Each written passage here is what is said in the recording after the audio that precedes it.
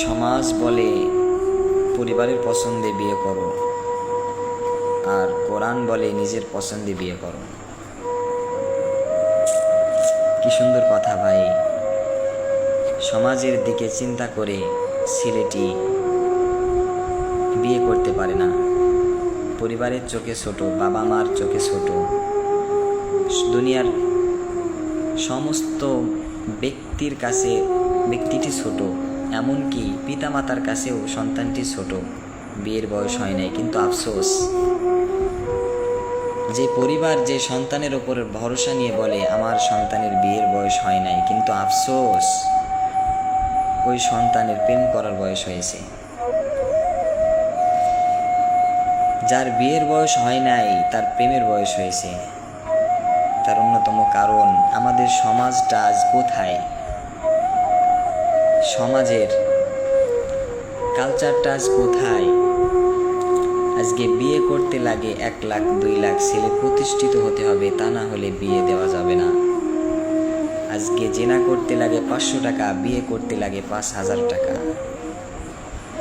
যে সন্তান পরিবারের চোখে ছোট, এখনো বয়স হয় নাই, বিয়ের উপযুক্ত বয়স হয় নাই, কিন্তু ওই সন্তানই গোপনে গোপনে 2-5টা প্রেম করে হারাম সম্পর্ক করে বেড়ায়। এই ড্রাইভারটা কে নিবে ভাই? এই ড্রাইভারটা কে নিবে? পিতামাতা, আত্মীয় স্বজন, কেউ নিবে না। তাহলে আমরা আমাদের সন্তানদেরকে নিজের পায়ে দাঁড়ানো নাম করে প্রতিষ্ঠিত হও, এই ব্যাখ্যার কোনো বিশ্লেষণ আমার মনে হয় না দুনিয়ার কোনো ইতিহাসে, দুনিয়ার কোনো বইয়ের পাতায় আছে যে সফলতা কাকে বলে, প্রতিষ্ঠিত কাকে বলে। কোরআন বলছে ফামান যুহজিহা আনিন নারি ওয়া উদখিলাল জান্নাতা ফাকাদ ফাজ। কোরআন বলে যে ব্যক্তি জাহান্নাম থেকে মুক্তি পেয়ে জান্নাত পেয়ে গেল, এই ব্যক্তি সফল। আর আমাদের চিন্তা ভাবনায়, আমরা ধারণায় মনে করি 2-5 লাখ টাকার মালিক হইতে পারলে সফল।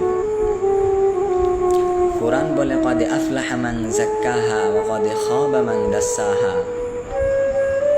অন্য জায়গায় বলেন ক্বাদ আফলাহাল মুমিনুন ওয়াল্লাযীনা হুম ফি সলাতিহিম খাশিউন। ঈমান এনেছে যারা, সফল হয়েছে তারা। আর আমাদের সমাজ বলে বাড়ি গাড়ির মালিক হবে যারা, সফলতা পেয়েছে তারা। সব মিলিয়ে বলবো কি ভাই, দোষ আমাদের সমাজের, দোষ আমাদের পরিবারের, দোষ আমাদের সমাজ ব্যবস্থার।